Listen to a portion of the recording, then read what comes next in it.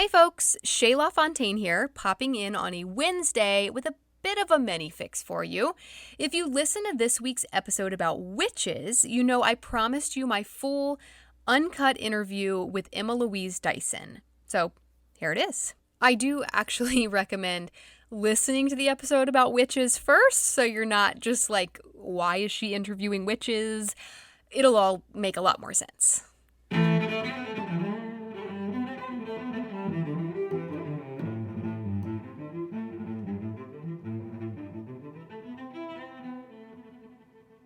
Well, I think maybe we could just start with an introduction. If you just kind of say like your name and what you do, what your thing is. Awesome, of course. Hello, my name is Emma Louise Dyson, and I am an earth medicine practitioner. I work with crystals and with herbs, and also working with the elements. And I'm also a practicing witch here in the UK. Awesome. So I have to admit, I don't know much about witchcraft at all. So could you just kind of tell me like what is witchcraft? How do people practice it? What does that look like? Wow. Okay. So it's really such a broad kind of spectrum. There are so many different witches, types of witches. People label themselves maybe as a green witch, maybe working predominantly with herbs, maybe a kitchen witch, and actually bringing magic into what they create in the kitchen. So many different types of witches. And then, of course, you've got other genres as well. So you have kind of Wicca, all kind of come under the pagan umbrella. So, yeah, what does it mean to be a witch? Really connecting with nature. Nature is my church, and connecting with the elements, with the earth, with everything that is provided by us, by Mother Earth, and really working with our own energy. And, a lot of people talk about manifestation and working with the law of attraction. And absolutely, there's an element to that as well, using our own energy to be able to fuel our intentions and actually layering other layers of energy on top of that by adding things like herbs or crystals or different other correspondences. All right, I love that it's so nature based. That's really cool. So I'm pretty familiar with like how people worship in the Christian church. There's prayers and they sing hymns, and there's certain rituals like baptism or communion. Is there anything like that that you do to worship, like anything similar to a prayer or a song or any certain type of ritual that you do? Well, we're recording this today on Mabon, which is the autumn equinox. So this is a real key point in the pagan calendar, in the witches' calendar. So we work with something called the Wheel of the Year. So it starts with Yule and it goes all the way around, and really focusing on the equinoxes, the solstices, the summer solstice, the winter solstice, and then we have the what we call the cross quarters, which is in between. So in terms of worship, there are some witches who will worship certain deities, some witches that will maybe focus on Greek gods and goddesses. Some will feel really more drawn to other different cultures. And so when it comes to witchcraft, it's really about what really resonates with you. For me personally, I don't particularly work with any specific deities. I do have Persephone and Lilith on my wall right here. I love their energy, but I don't particularly work with any deities. And then in terms of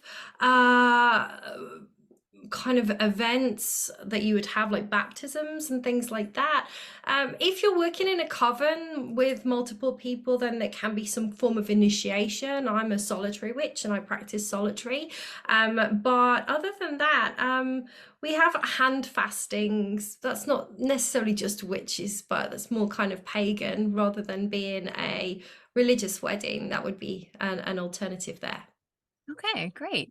So when I think of witch, what kind of just pops into my head is kind of like the Halloween costume with like the pointy hat and the broom, and I think that's true for a lot of people. That's sort of this, the visual image that I get, and a lot of times I feel like that image of the witch is associated with evil. She's like a villain, so there's like this devil worshiping connotation that it kind of brings with it. But what you've described doesn't sound like that at all. So where do you think that comes from?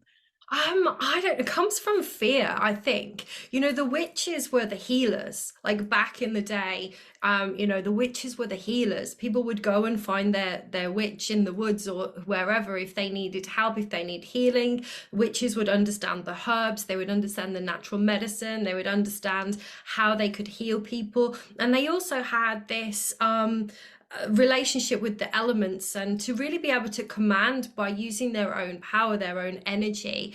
And so I think that they were feared because they were misunderstood, but they were also really powerful medicine people. And so, yeah, I think that may be why it's portrayed that way. The witch wound is still a thing. You know, we can carry that through our ancestral line, and it's definitely something that has come up for me as I've been moving forward and being more open in my practice.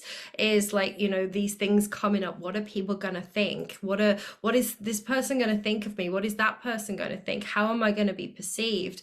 And so back in the day, there were witches were obviously, you know, killed. There was, you know, the whole trials, the witch trials across the world, in fact. And so in our bloodline, I think a lot of people that do practice are going through this process of healing that within themselves as well. That kind of leads me to my next question, which was just, have you personally experienced any kind of persecution or felt like you've been judged harshly for being a witch? You know, when people hear that, do you get kind of like funny looks, or has anyone said anything kind of judgment? Yeah, people think it's weird. A lot of people think I'm quite open. I'm on social media. I have quite a big following. It's something that I'm passionate about talking about and sharing. But you know, you meet like somebody introduces you to a friend, and they're like, "Oh, this is my friend. This is Emma." And they're, "Oh, what do you do?" And I'm like, I'm an earth medicine practitioner and a shamanic witch." And they go, "What? Like, what is that? What do you do?" Like, so I think people are more open to it now. There's less kind of fear around it.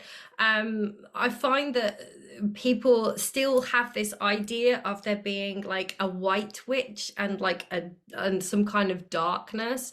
I don't believe that, and I think there's a lot of other witches that practice. And what I'm talking about today, by the way, is my personal practice. There are hundreds, thousands of ways that people practice, but I don't believe that there's always all the gray areas, and we can't have the light without the dark, and vice versa. And so I don't practice all love and light, and I don't practice dark magic. It's that energy within the middle. And so I think there's a lot of misconceptions, but I'm here to kind of help kind of Yeah. challenge those. Yeah, and that actually kind of leads me into my next question, which is, do you think there are witches who try to do harm, or who do it in kind of an evil black magic way? Have you encountered that? I think there is. Yeah, I think there are, definitely. It's really interesting. I just came back from a festival this weekend, which was a festival for pagans and witches. And one of the workshops that I attended there was on baneful magic.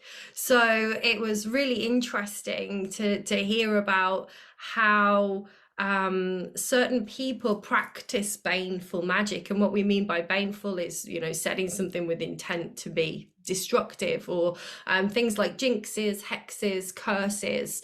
And so I believe that people practice that, absolutely. I also believe that people practice that without knowing what their intentions are.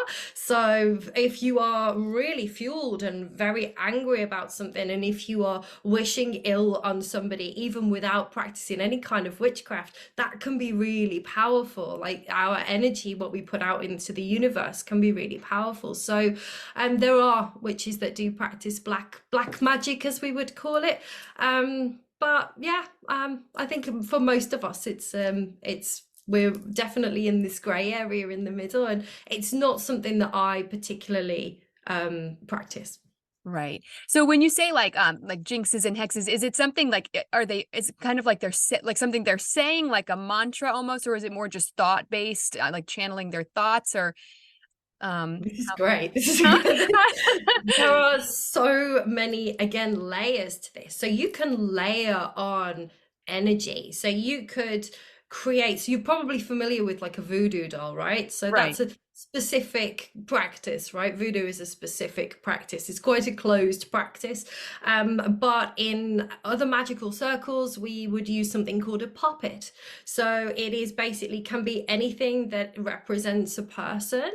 And then you could fill that puppet with different herbs, things that aren't very nice if you wanted to cause harm on with someone. So again, it's your intention is there. You could do this just through intention, and the intention is the most powerful thing. But if you want to add different layers to that, then you can really go to town.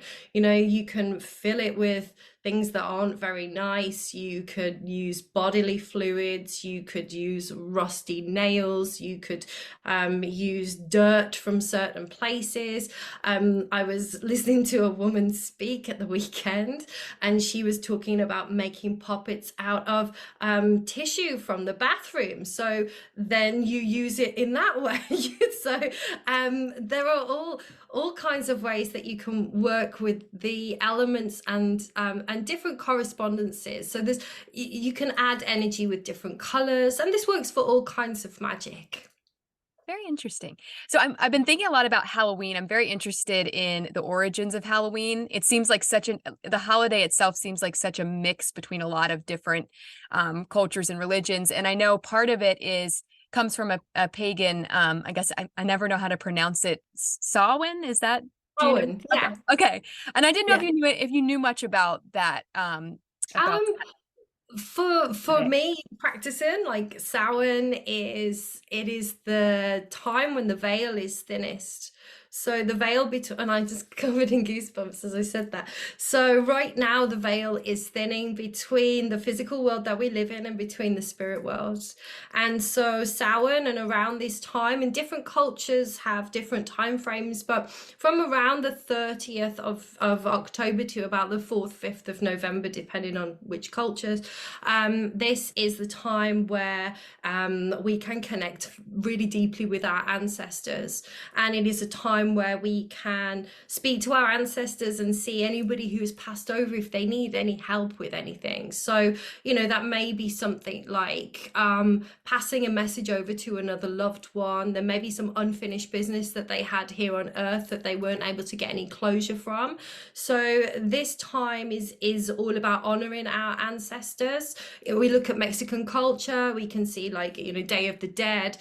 There's so much around this time in all different cultures. I find it really fascinating. But for me, Samhain is all about honoring those that have passed over, and having this opportunity to really be able to connect with those. Yeah, and because it reminds me a lot of Day of the Dead, and it's so interesting because they're so Catholic in Mexico, but that holiday seems like such a mix of Catholic and pagan tradition. I just think it's really neat. Yeah. So Wicca, I hear the word Wicca. Are you Wiccan? Do you consider yourself Wiccan, or is that kind of a separate thing? No, I'm not Wiccan. Wiccan is like a branch of paganism. So Wiccan is more of a religion, from my perspective, from what I see. There are lots of different beliefs and rules they kind of have. So they really believe in the power of three. Whatever you put out comes back to you threefold. Lots of other different practices. It's not something that ever really, really resonated with me. But I know a little bit about it, but not a great deal. Okay, yeah, I didn't know if it was like all witches practiced Wicca or if that was kind of a more specific No, group kind of. all Wiccans would be pagan, I would Okay. say. Um, but also there are pagans that don't practice witchcraft as well. So Right. It's like a lot of different categories and interconnections. Okay. So what do you want people to know about just witchcraft and kind of your beliefs and what you do? What do you want sort of the takeaway to be? For me is that it really is a nature-based practice. It is about living in harmony with the changing of the seasons, with the wheel of the year. It's about really feeling into the energy and working with the energies of the seasons. And I believe that most witches that I know and in my circle really practice for the good of all, for the good of the planet, for the good of Mother Earth, for the good of all around them. And it really is just, I think it's some long lost traditions that are deeply rooted within us and with our ancestors, that we live in a world right now where like everything is instant, everything is just everywhere, like, and we sometimes just forget just to appreciate. It's just started raining here. It's fun in England, right? It's just started raining. A little droplet of water on a leaf that's kind of reflecting what you can see in the distance. Like, that is beautiful. And so for me, I think biggest takeaway would be get yourself a witch friend, because they are. I think the way that the world is going right now, I think we could all do with having a witch friend that can really ground us and bring us back to nature. Ah, I love that so much. Well, thank you so much for speaking with me. Would you just let us know kind of like how can listeners find you if they want to kind of see what you do and what you're up to? I know you mentioned Absolutely. like a group or So something. yeah, so I am, you can find me on Facebook. I have a free Facebook group which is called the Wild Child Crystal Collective. And yeah, I share all things there, from crystals to herbalism to traditional witchcraft. So that's a free group that anybody can join. You can also find me on TikTok as well. I am at the Wild and Untamed Way. I'm in the process of I've just sold my house and moving off grid. So I'll be sharing my journey moving back off grid and really connecting with the land there as well. And yeah, just I'm on Facebook as Emma Louise Dyson. So yeah, feel free to connect there. Awesome. Sounds like an awesome adventure you have coming up. I'm going to have to tune in for sure. Well, thank you so much, Emma. I've really enjoyed this, and I appreciate you being willing to speak with me. Thank you. Thank I'll you let you so know much. when, yeah, and I'll let you know when the podcast episode comes out in case you want to give it a listen. I would love to listen to that and also share it to my viewers as well. Yeah. So thank you so All much. right. Thank you. It was nice to meet you. Bye. Bye. I hope you enjoyed that as much as I did. Be sure to tune back in this coming Sunday for our second in my series of Spooktober episodes. I'll be talking about Vlad the Impaler, the inspiration for Dracula. So I'll see you then.